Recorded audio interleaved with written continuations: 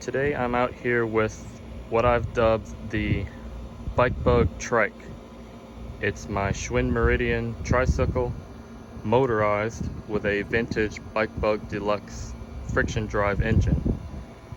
And it's been a little while since it was in a video last, which that video was where I built the basket topper for it. And since then I haven't really done much with it because you may notice the engine's missing, and it's actually been off of there for a few months now, not long after I made that video. So it's been sitting out here covered but without an engine, and the reason for that is I need to do some work to the engine, and that's what you're gonna see me do in this video. So let's go inside and see the engine. So here's the engine, and we don't have any garage or workshop with a bench, so unfortunately I'm always having to do stuff like this on the floor, but you gotta work with what you got, I guess. But here's the engine, and last time we were here we were working on the other bug engine for the Sears bike, but this is the first time I've really taken this one in here to do work on it. And what work am I doing?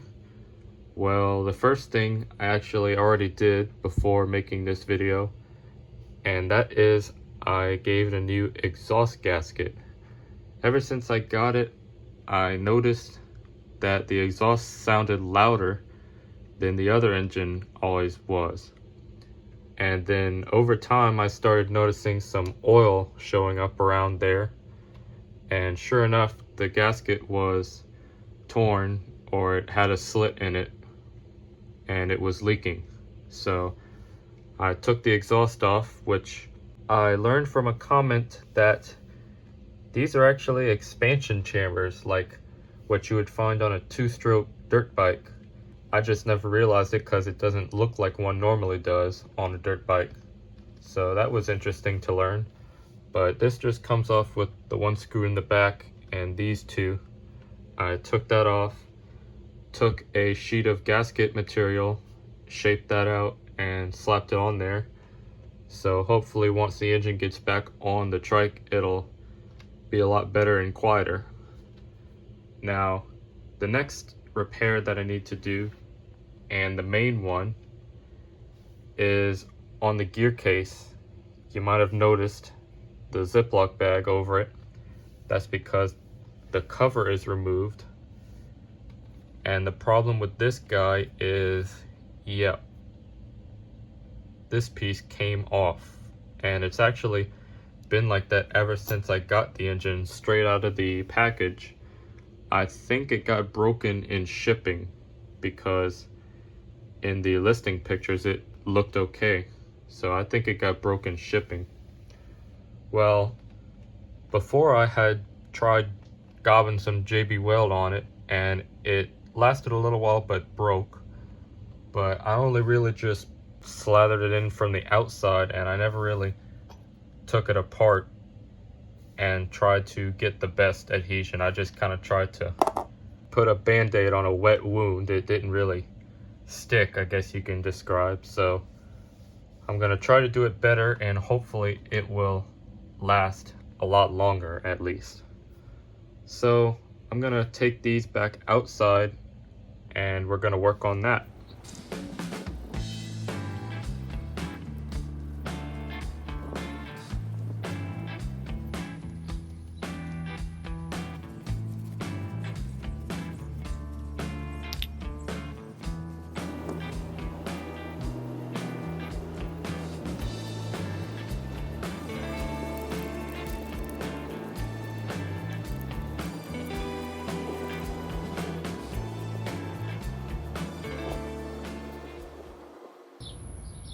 Well, it matches the previously mentioned description of just globbed over it, but this time hopefully it'll be different and be a lot stronger.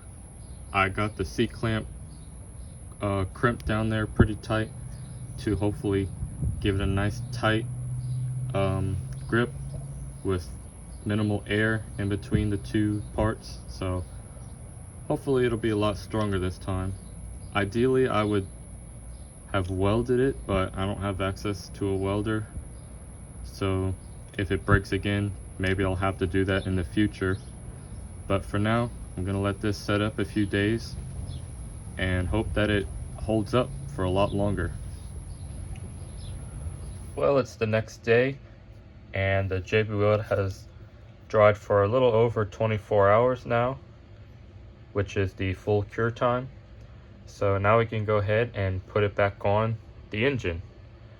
But before I do that, I'm gonna run a tap through these threads and clean them up because they're a little rough to begin with, and down along that seam it appears that some of the JB Weld has seeped in as I expected.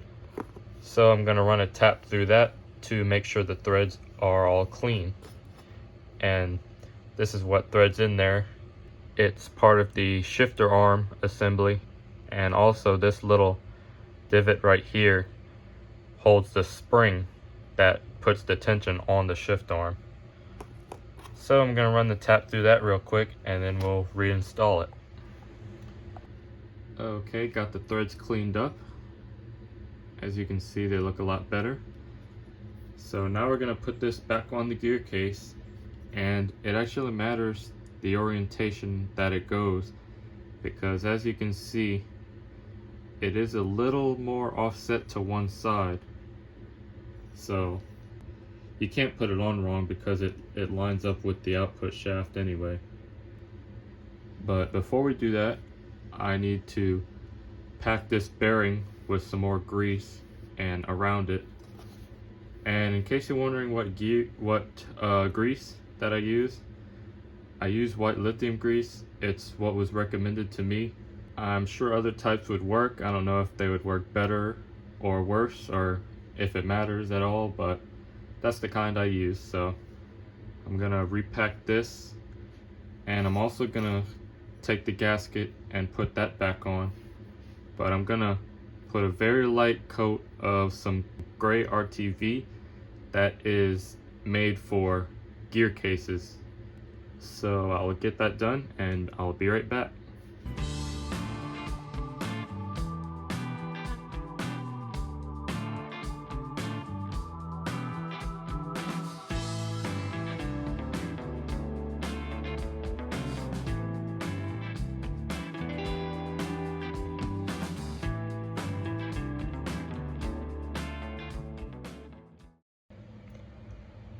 And there we have it. The gear case cover plate thing is back on. And to be honest, I doubt any grease would ever leak out of that gasket, so the RTV was probably not necessary, but I had some, so I just went ahead and put it on there. Well, now our gear case is back together, and our little bolt hole protrusion, whatever you'd want to call it, is hopefully repaired again. Hopefully that lasts. There is one other repair that I need to make to the engine though. It's not really a repair, more of a replacement. And it's a part that I just replaced actually, but I need to put a new fuel primer on this. And that's because over the winter we had a few freezes, and one involved snow, which never happens where I live. The last time we had snow was 8 years ago. But I believe I mentioned before that the trike stays outside because we don't have a garage or shed to keep it in. So it stays outside covered, and it stayed outside for all those freezes. I figured it would be fine because there's no cooling system or anything. It's a 2-stroke. And it was fine, other than the primer bulb. I noticed that it cracked, got dry rotted, I guess. And it looked like this when it was new. You saw in a previous video where I replaced the two on each of my engines. So that didn't last too long, but I got another one. This is another replacement one. So I'm gonna throw that on there. The problem with that is, though, is these aren't exact replacements for these style engines. These are actually for a Kawasaki engine, and this is a Tanaka engine, and one end is supposed to be for an 1/8 inch fuel fitting to go directly into the rubber, and the other side is supposed to have this big open end which comes into this plastic part which has the other 1/8 inch fitting, but these just have the large opening on either side. So you may remember from a previous video that I took the original old primer, which was cracked and worn out, and stuffed it into one of the ends to essentially make it like the OEM style.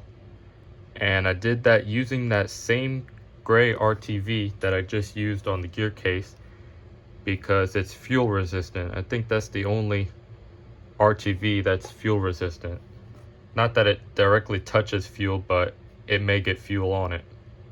So yeah, that's how I rigged the replacement to fit like the OEM style would.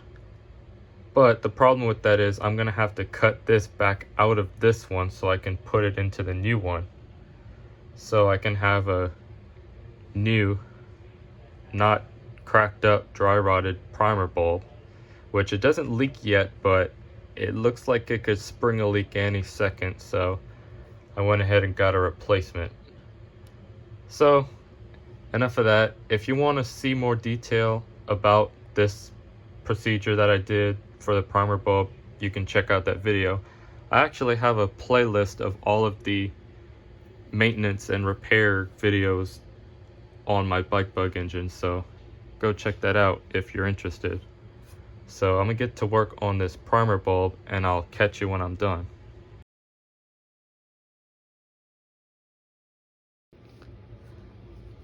Okay, there we go. Got that in there, and it's gonna have to set overnight before we can install it. And I didn't mention before, but it does matter what end this goes into. You want it at the inlet side of the pump. That plastic piece with the fitting built in that goes into here, that goes on the outlet side. So it's the end of the day. I gotta let this set up. So I will see you tomorrow. Alright, I'm back. And the RTV is cured.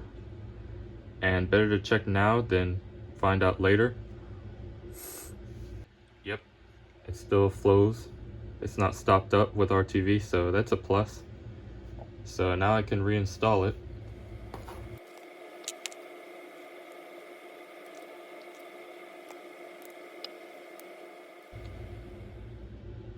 And there we have it. It is reinstalled, at least on the fuel line, and this will just plug right into the gas tank once we get it all back on the bike, or excuse me, trike. Well, that completes the repairs and replacements that I needed to do, but now I need to move on to something else that is maintenance related, and I'm gonna be checking the points gap on the engine. And to do that, we're gonna have to remove the flywheel cover. This bracket assembly that screws onto the outside of the flywheel cover, we're gonna have to remove this before we get to the flywheel cover, because we can't get that off since this is holding the choke rod, and it's also blocking access to one of the screws or bolts for the flywheel cover. So this has to come off.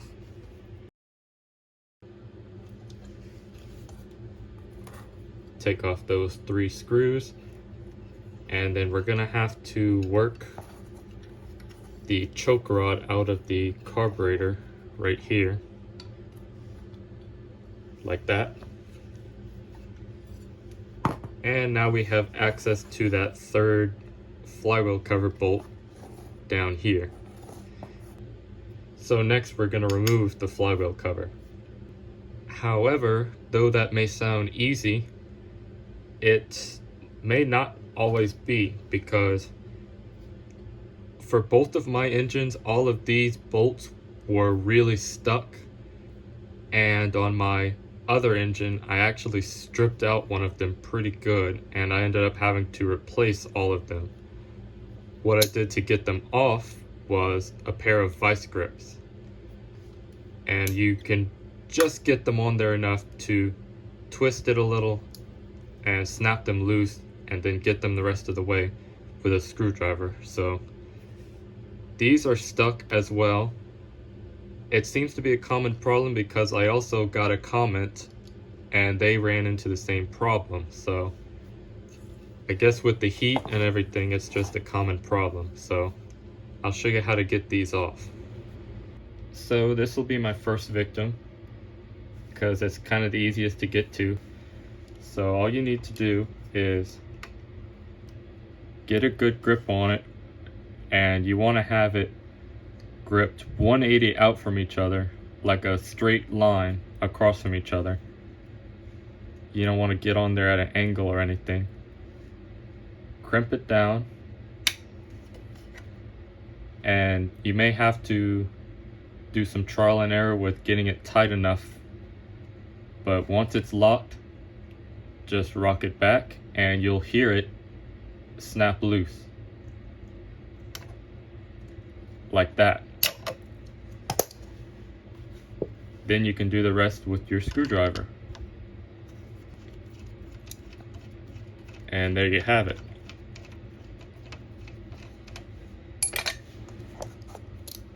Next, I'll do the bottom one, which is a little more tricky to get a grip on.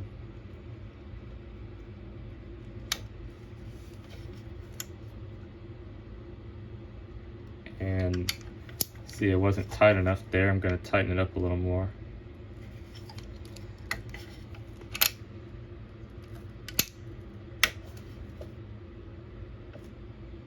There it goes. That one didn't make as much of a click, but it broke loose. And like I mentioned, on my first go around with this, I stripped out one or two of the bolts. And if you run into that, you can do what I did and replace all three of them. What I used is some M5 by .80 thread, and they are 20 millimeters long. And as you can see, it's pretty much an exact replacement, other than the head being a little bigger. But anyways, with that, we can get the last bolt out, and our flywheel cover will come right off.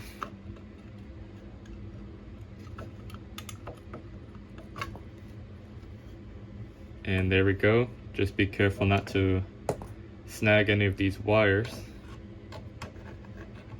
And same goes for the one in here going to the condenser. So don't just go trying to rip this thing off of there, because that's hooked up in there. Now, to get this out of our way, we are going to have to remove that wire going to the condenser. So we just need to rotate the cover like that, and then we have access to our magneto and the condenser. And to get that wire off, we're going to take a 5.5 millimeter wrench or nut driver and get this nut off holding that tab on. If you need to get the entire condenser off, that's that screw right there. And there's also a small lock washer on there. Be sure to not lose that. Oop, like I almost just did. And that gets this wire free from the condenser. This wire is still hooked up to the flywheel cover, but we don't have to worry about that, because we can now get it out of our way enough to continue getting to our points. And the last thing in our way for that is the flywheel. So we need to get this one nut off of there. And I don't have an impact or anything else, but I do have a screwdriver, so I'm gonna have to do it that way.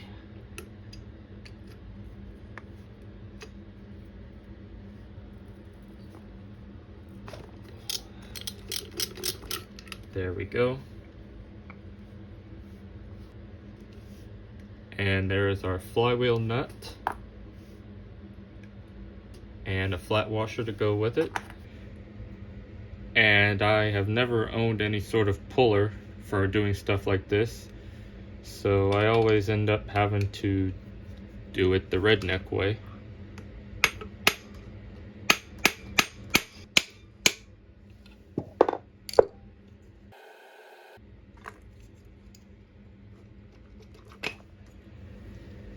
And that works.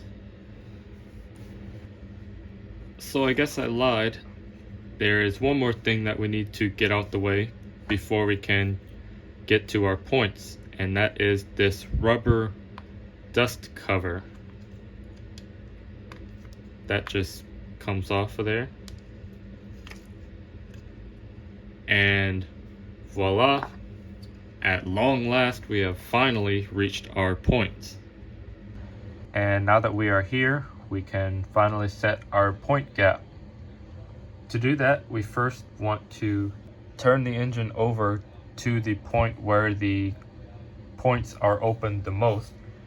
And we can do this using the drive roller conveniently. And that's gonna be on that lobe right about there. And as you can see, not much. I'll turn it back so you can see. There you can see it. They opened a little bit. They don't open much. So now we can set the gap to the correct spec. And that, according to the owner's manual for these engines, is 0.35 millimeters or 0.013 inches. So what we're going to do is we're going to take a feeler gauge like this, and I'm not sure if they're all the same, but this set has 0.33 and 0.356, and this one is 0.014 and this one is 0.013, so they're kind of in between that spec, so I'm gonna go with the smaller one since it'll wear in some over time. The bigger one would basically be 0.006 millimeters too large, so it would be barely below spec, but I'm gonna go with the smaller one. So what we're gonna do to do this is slide the feeler gauge between the points. And by the way, if yours are dirty, you'll want to clean them up before doing this. Then we're gonna look at these two screws right here, this one and this one, not these two. You don't want to fool with these two because that will change the timing of the engine, and if that's perfect, you don't want to screw that up. But these two screws are what lock in the point gap. So sorry about that. We will loosen both of them. If I can keep my hand steady.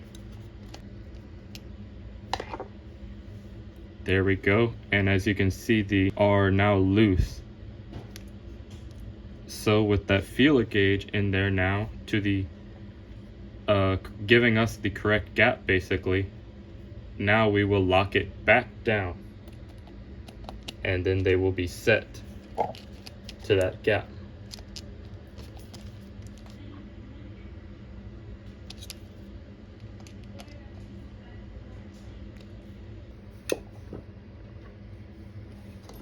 And there we go.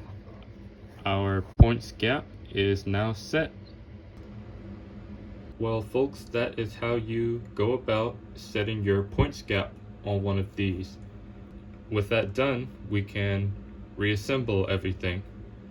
So we'll first start with the dust cover and the flywheel. When you go to put the flywheel on, make sure you get the key on the shaft lined up with the keyway in the flywheel.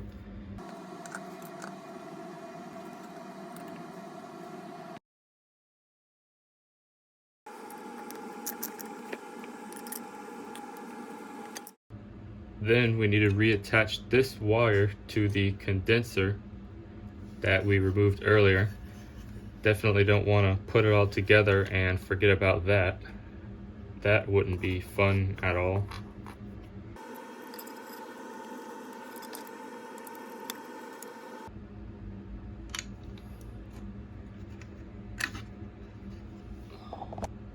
Well, I just had a mini heart attack when that happened, but I just realized that's supposed to happen. These are connectors. I did not notice that before. So we actually didn't have to go through the trouble of removing that nut. I could have just unplugged the dang thing. Oh well. Well, that's the kind of things you learn for next time, I guess. Yep, as easy as that. It just unplugs. Well, now we can put our flywheel cover back on. So I was just going to reuse the original bolts, but I figured I have them, I might as well just put them on. I'm going to use some of those new replacement bolts that I was telling you about earlier.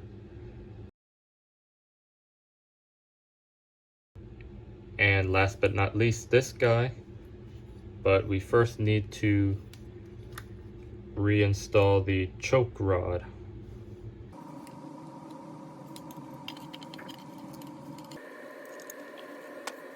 And there we go. It's all back together. Or at least all the parts that we took off to work on it. Everything else that's missing will be reinstalled once we put the engine back on the trike. And as far as that goes, that is going to be in the next video, because this video has gotten pretty long and it was mainly to focus on all the repairs and maintenance done to the engine. But now that that's all done, we can put the engine back on the trike. So stay tuned for the follow-up video on that. We'll put the engine back on, get it all back adjusted properly, and go rip it around on some test runs. So stay tuned for that video. And in the meantime, thank you for watching this one, and I hope you enjoyed and maybe found some of the info helpful. And if you did, I once again encourage you to check out all the other videos of bike bug engine work on my channel. So once again, thanks for watching, hope you enjoyed, and have a nice day.